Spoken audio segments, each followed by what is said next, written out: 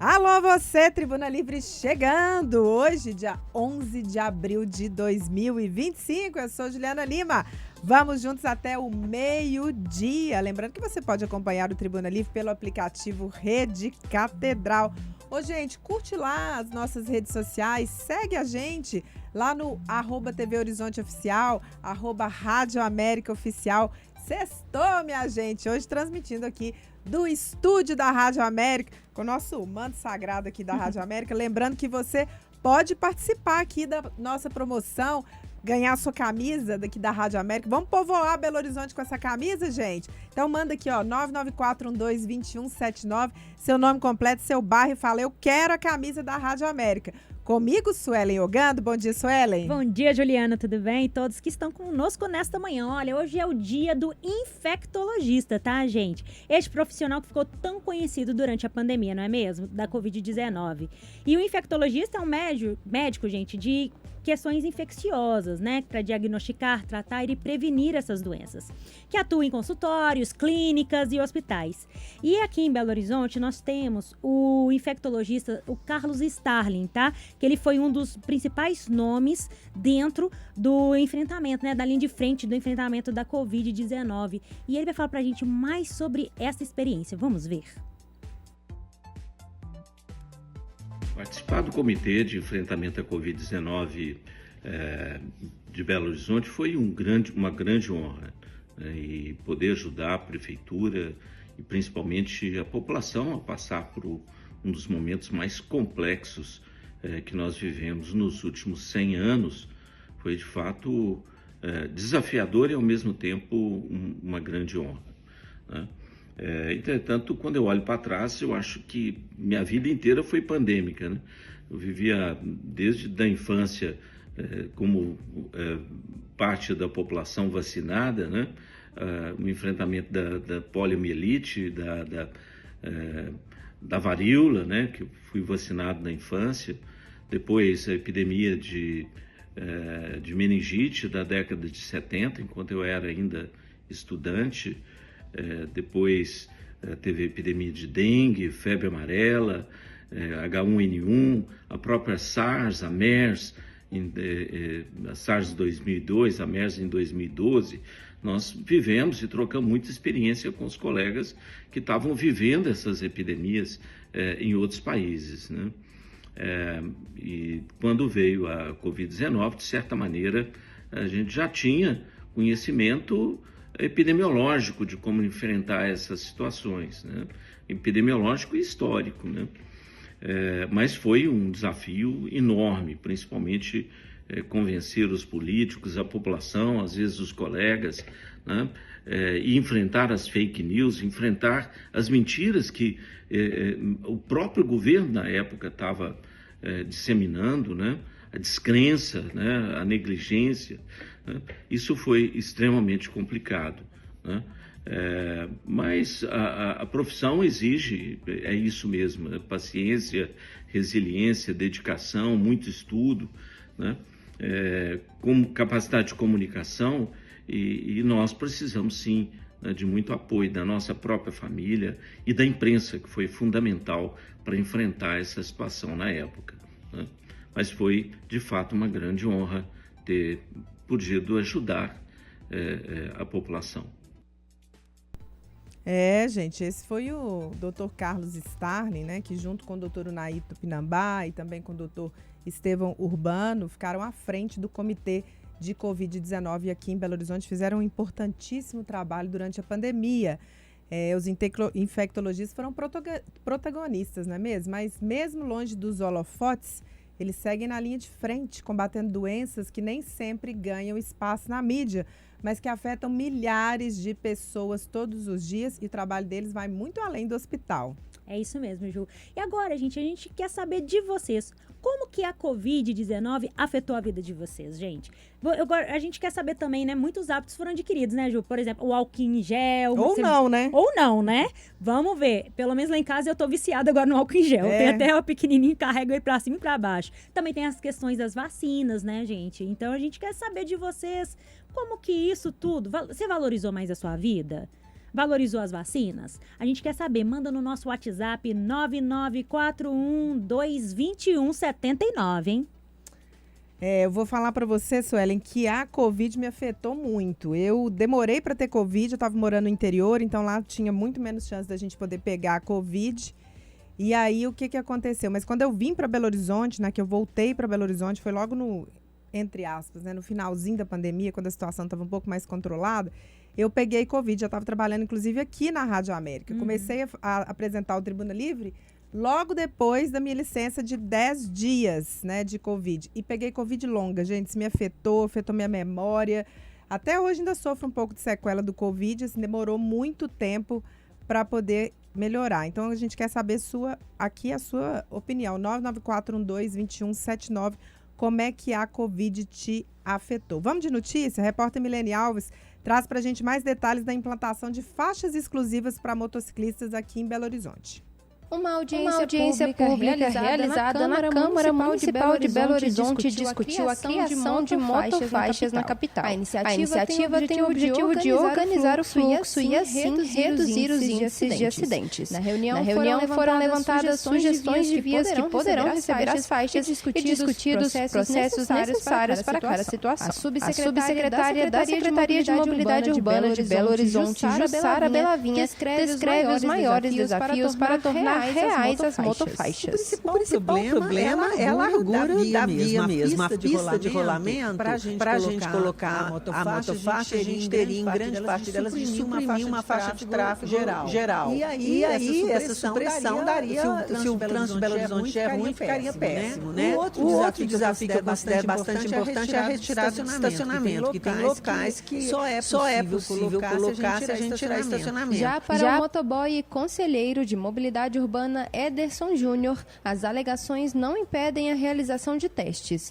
Ele aponta as avenidas Cristiano Machado, Pedro I e Antônio Carlos como bons locais para a motofaixa e conta que em alguns pontos a iniciativa já é realidade. O corredor na cidade, ele já acontece. A gente só quer que dê marca, que faz uma coisa sinalizada, para trazer mais segurança para o trabalhador. Sugeri aqui, junto com o vereador Barro Lara, a questão do viaduto Tamar Franco. Passou o viaduto Tamar Franco até ali o Coração Eucarístico. A via é de 60, ali já existe o corredor.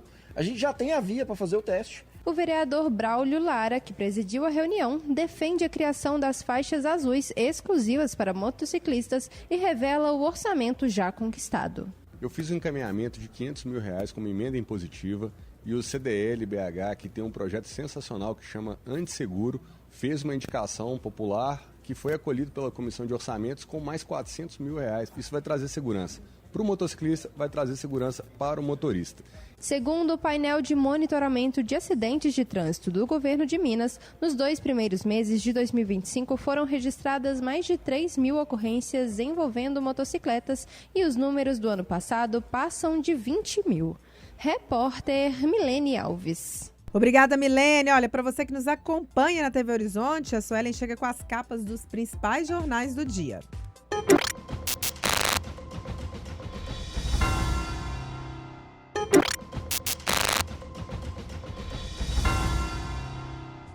Onze h 15, minha gente, estamos de volta aqui com o Tribuna Livre, sextou, 11 de abril de 2025. Pessoal, olha só, agora o assunto é sério, hein? A dengue, a zika e a chikungunya não foram embora não, viu? E a Prefeitura de Belo Horizonte está fazendo a sua parte, viu? Quer um exemplo? Foram 66 toneladas de materiais recolhidos, é muita coisa, não é mesmo? Mas mais de 86% dos focos estão nos domicílios, você acredita? Então, ó, agora é com você, hein? Combata o mosquito aí na sua casa. Saiba mais em pbh.gov.br/dengue. Prefeitura de Belo Horizonte. Trabalho, energia e coração. Tem alguma dúvida? Acessa lá, pbh.gov.br/dengue. Muito bem, vamos de notícia agora, pessoal. Olha, o repórter Nilton Lopes, ele chega com as atualizações sobre a nova prisão de suspeito no ataque de agência bancária, né, e a polícia e também a Guarda Municipal lá em Guaxupé. Vamos conferir. A Polícia Militar prendeu em Campinas, no interior de São Paulo, mais um homem suspeito de participar do ataque ao batalhão da PM e uma agência bancária nesta semana em Guaxupé, no sul de Minas Gerais. O suspeito, que também era procurado por tráfico de drogas, foi preso ontem à noite em uma periferia da cidade paulista, depois de uma denúncia recebida pela polícia sobre uma discussão em um apartamento. Ao ser abordado pelos militares, o homem confessou a participação no roubo em Guaxupé. Ele deu detalhes da ação e apresentou provas que comprovam o envolvimento dele no ataque. Detido, o suspeito foi encaminhado à delegacia da Polícia Federal em Campinas. Com esta prisão, o suspeito seria o terceiro envolvido identificado pela polícia.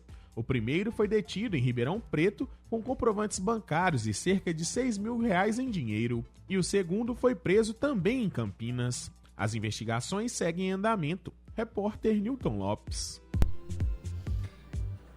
Muito obrigada, viu, Newton, sobre as atualizações, né, gente, desse assunto, esse novo cangaço aí. A gente sempre fica pensando se já tá voltando. Olha, e no próximo bloco a gente vai falar sobre o dia do infectologista com a doutora Laila Machado. Ainda dá tempo de você participar conosco, mandando aqui a sua mensagem de texto ou de áudio pro nosso WhatsApp, 99412-2179,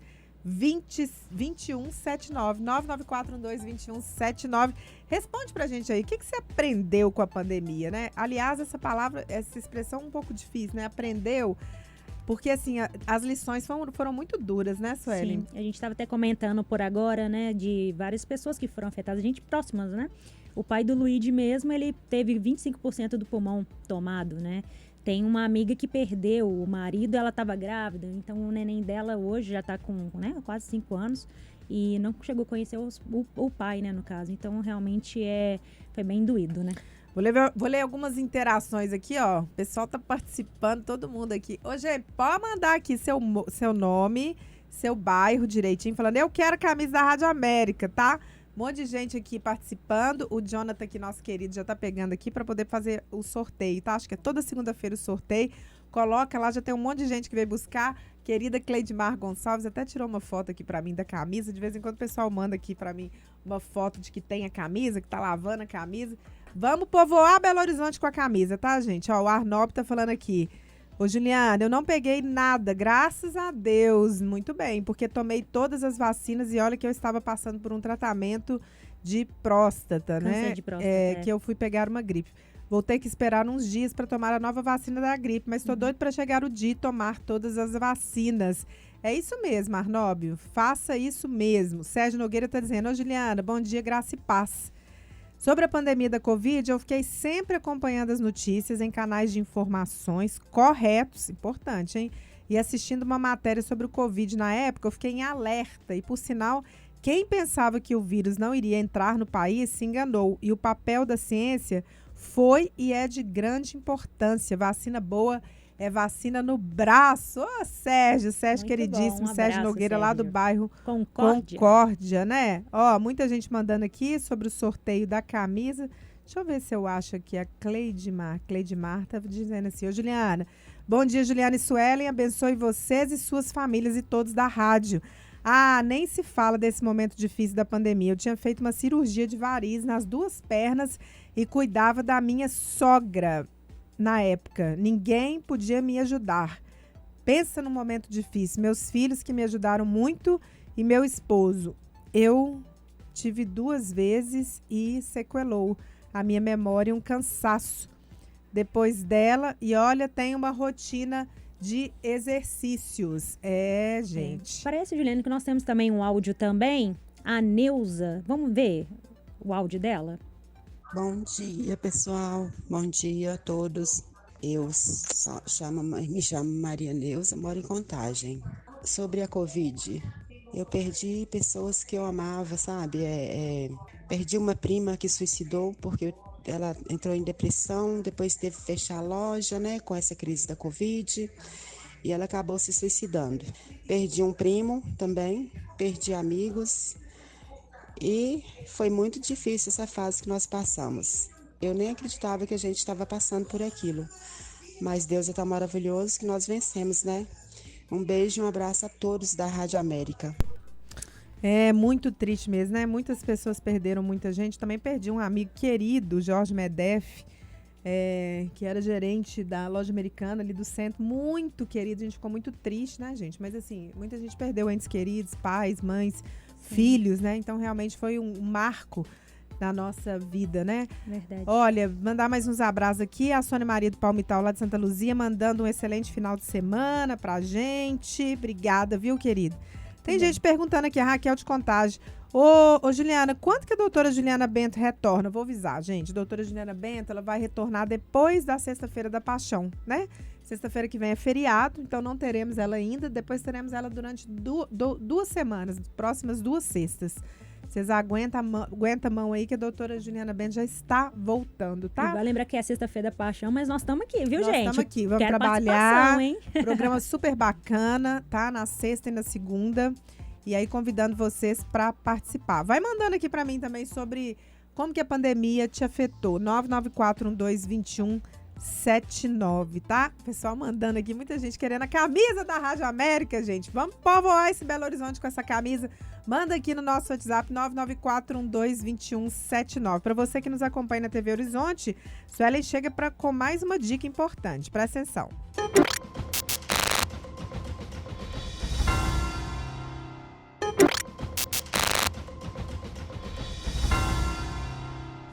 (11h29), minha gente, de volta com Tribuna Livre, sexta-feira, 11 de abril de 2025. Hoje a gente falando sobre o dia do infectologista, esse médico especializado em doenças infecciosas e parasitárias. Isso, é isso mesmo. Ellen? E olha, nós vamos receber aqui, já está no nosso estúdio, a doutora Laila Machado, que vai explicar pra gente um pouco mais como foi a época, né, gente, da pandemia também, da Covid-19 e outras questões infectológicas, digamos assim, né? Seja bem-vinda, muito obrigada. Muito obrigada, bom dia, Suelen, bom dia, Juliana, bom dia a todos aí de casa. É uma honra poder falar um pouco sobre essa especialidade que eu sou apaixonada, que eu escolhi no Dia Nacional do Infectologista. Então vamos começar. Por que a senhora escolheu isso, doutora Laila? Olha, eu vou falar que eu fiquei 3 anos em dúvida em qual especialidade fazer. E por que eu escolhi infectologia? Porque é uma área muito ampla. E o mais importante, a gente consegue tratar, além do indivíduo, o coletivo também, porque a gente tem um impacto muito grande em questões epidemiológicas, em controle de surtos, prevenções de infecções, e isso acaba impactando em toda a comunidade. Além de ser muito vasta, como eu falei, então a gente está em terapia intensiva, estamos nos consultórios, em campanhas de vacinas, atuando como controle de infecção, gerenciamento de antimicrobiano. Então, é uma especialidade muito rica e que também nos permite estar próximo do paciente e também dos outros colegas especialistas. Bacana, né? Muito bem. Doutora, a gente estava conversando aqui antes de entrarmos no ar, né, sobre quais foram os principais impactos, né, que a Covid trouxe para a nossa população. Conta pra gente mais um pouco. Olha, o principal impacto que nós tivemos na Covid atualmente, a gente ainda sente o reflexo do que a gente passou, do que a gente viveu, né? Então, desde a saúde mental, ainda estamos tendo reflexo. A Covid longa, que a gente tem vários pacientes que desenvolveram diversos tipos de transtornos, né? De alterações nos mais diversos sistemas humanos, né, do organismo. E o que a gente vê principalmente, pelo menos eu que fico no trabalho de controle de infecção hospitalar e gerenciamento de antimicrobiano, é o aumento da resistência bacteriana, né? Então, foi um período onde a gente teve muitas hospitalizações, internações prolongadas, pacientes muito graves, críticos. Então, acabamos usando mais antibiótico porque tivemos também outras complicações bacterianas associadas, e aí o reflexo que a gente está vendo é essa piora, né? Que já estava muito crítico e que é um dos principais problemas de saúde, inclusive já com alerta da OMS, porque a gente não tem perspectivas de novos antibióticos e as bactérias estão produzindo os mecanismos de resistência muito rapidamente. Puxa vida. 2050, muito a perspectiva. Hoje já se morre muita gente sem possibilidade de tratar e esse número vai aumentar substancialmente. Ô, doutora, eu tive Covid longa também. E, inclusive, lembro que fiz uma entrevista com o doutor Carlos Starling, que atuou, né, no Comitê de Enfrentamento à Covid aqui em Belo Horizonte. E eu tive, inclusive, parecia que eu estava com tiroidite de Hashimoto, né? Aí depois fiz um exame de imagem, inclusive peguei um profissional que fez o meu exame, ele falou assim, olha, você teve Covid? Eu falei, tive. Ele falou assim, olha, é muito comum aparecer no exame de sangue que você tá com uma coisa, mas depois quando você faz, não aparece. Ele falou assim, você não tem problema nenhum na tiroide. E aí eu conversei com o doutor Carlos Issalo e falei assim, doutor, mas não tem um protocolo para ajudar a gente, né, nessa recuperação? Porque eu fiquei com muita sequela de memória, eu não lembrava as palavras e tive que começar, inclusive, a apresentar o Tribuna Livre aqui, né? Ficava rodeando, tentando falar uma frase. Ainda não temos, né, um protocolo para tratamento da Covid longa. Não tem nada que você pode tomar, uma vitamina, não tem nada disso. É esperar o corpo desinflamar mesmo, né? Nada. Você vai fazer o acompanhamento com aquele especialista daquilo que você está tendo repercussão no seu sistema, né? No seu organismo.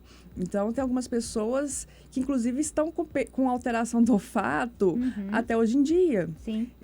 Com o olfato totalmente inadequado. Paladar também? Paladar também. Recentemente, eu vi uma moça que está tratando na USP que o paladar dela, tudo que é comida, ela sente gostos ruins. Nossa, já pensou que sina?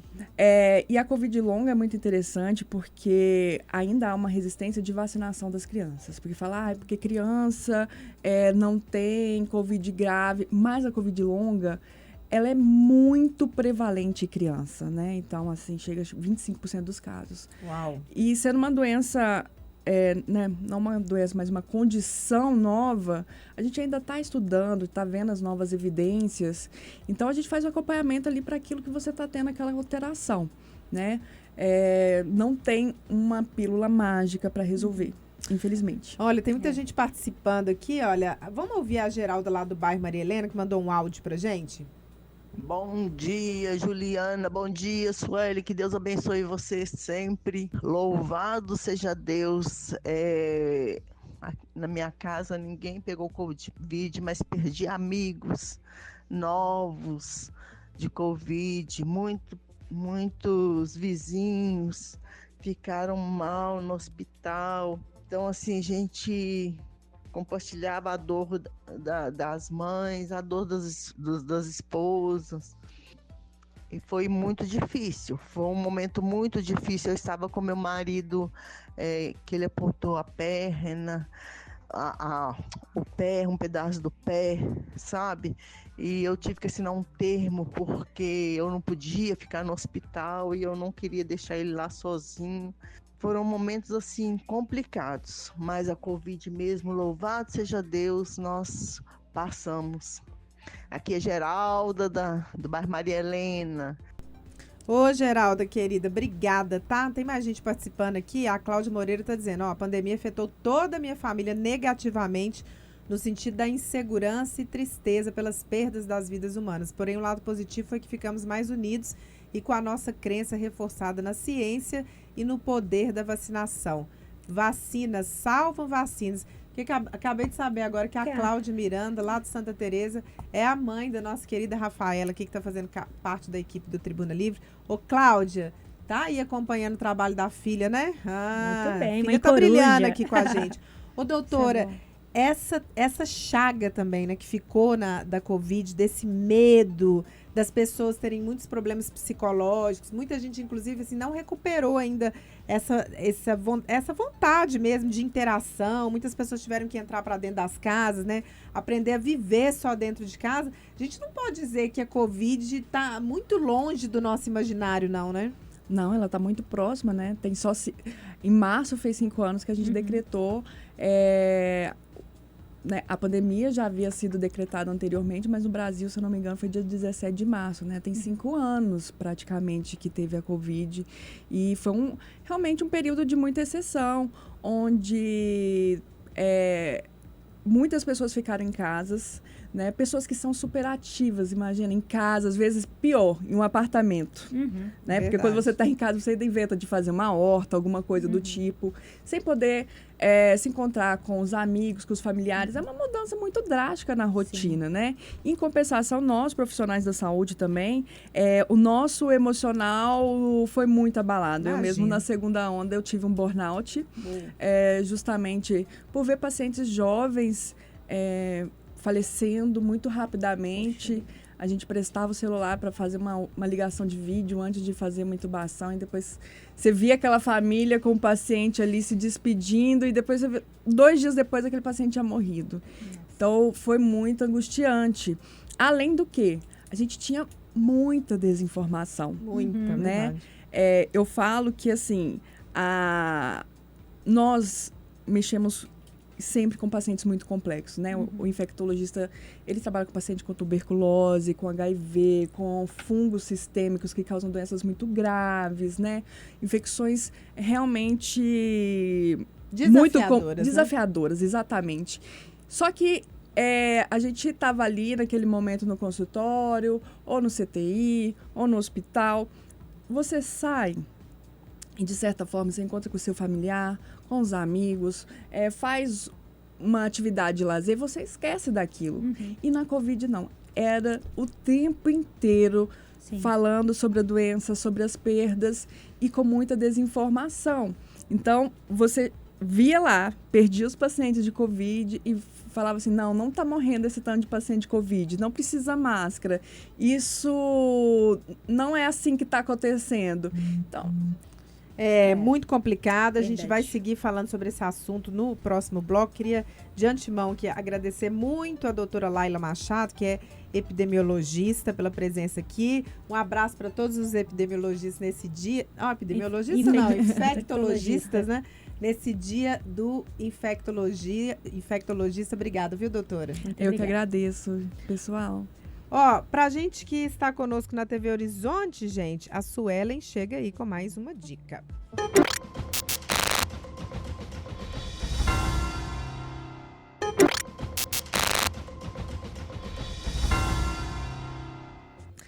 Bom, 11h45, voltamos aqui com o nosso Tribuna Livre, né? Sexta-feira, 11 de abril de 2025. A gente hoje falando sobre o dia do infectologista.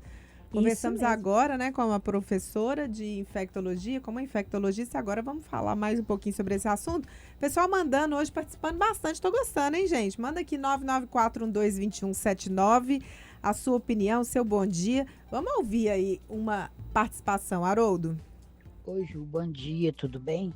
Oi, Ju, eu vou te falar, eu tive Covid em 2021, não tinha tomado nenhuma vacina. Eu fiquei 22 dias entubada. No dia que eu ia morrer, alguém foi lá e me salvou. Fiquei, depois da Covid veio a diabetes, que eu não tinha, veio a apneia do sono. E eu fiquei com muita sequela, eu tenho muita dificuldade para andar. Eu ando, mas eu canso demais. Pouquinho que eu ando, qualquer subidinha que eu vou subir, eu canso demais, tenho que parar várias vezes. Caminhar, não consigo fazer caminhada mais. Eu sei que a Covid veio para arrebentar com as pessoas. O pessoal, eles não estão, os médicos não estão nem aí pra gente. Fala que não é por causa da Covid. Então, não sei por que é, porque antes eu não estava assim. Muito obrigada, Deus te abençoe, tenha um bom dia.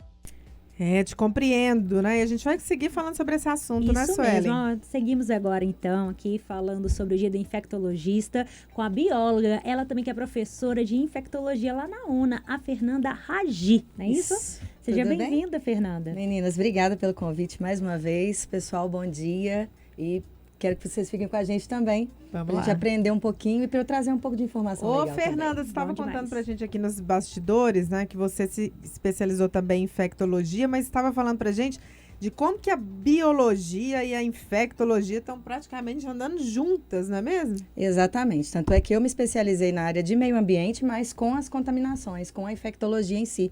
Eu me especializei tanto na infectologia de plantas quanto de animais e da gente, né, para entender, inclusive, isso até que a nossa ouvinte falou ali, que às vezes a gente tem os sintomas depois da doença e a gente tem que cuidar muito. A gente aprendeu com a pandemia que a gente tem que cuidar muito da limpeza dos ambientes, né? Sim, principalmente a questão da higienização das mãos, né, o álcool em gel. Exato, não só a higienização das mãos, mas vocês lembram que a gente tinha que chegar em casa e higienizar a sacola? Isso.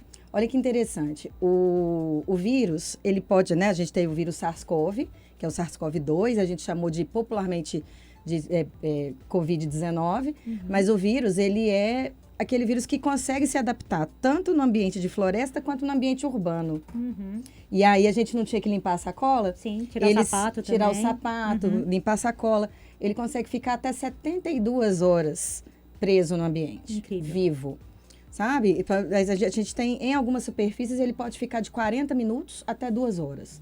Mas o ambiente que ele gosta mais é plástico e aço inoxidável. Olha só. Ô, Fernanda, de tudo que a gente conhece, né, já nessa terra, porque tem muita coisa que a gente não conhece, né? Quais que são essas doenças que sobrevivem mais no meio ambiente, que são mais desafiantes, porque ficam mais tempo ali incubadas, né? Será que a gente pode falar esse nome, né? Sim. Mas, assim, que ficam, né, que sobrevivem.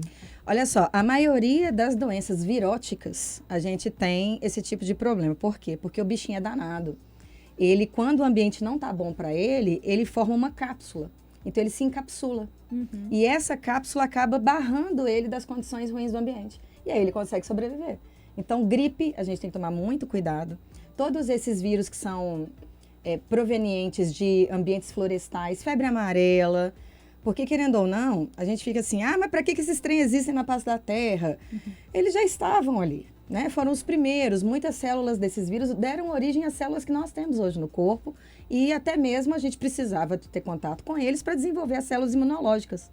Então, dentro do ambiente a gente precisa deles, muitos deles completam o ciclo de vida aqui fora ou no nosso corpo, mas também ficam ali esperando quietinho no corpo de algum bicho, que às vezes é mais frágil, mas que consegue dividir alimento com ele.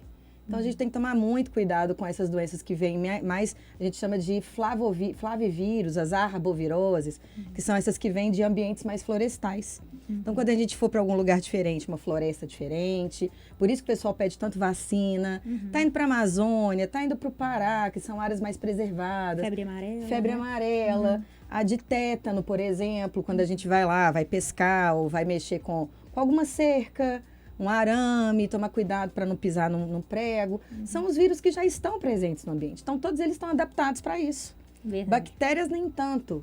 Protozoários precisam de um meio para poder nadar e para poder sobreviver, no caso da água. Mas no ar a gente tem muitos, e eles já estão super adaptados. Verdade. E, Fernanda, a gente pode parar para pensar também daquele ambiente hospitalar, né?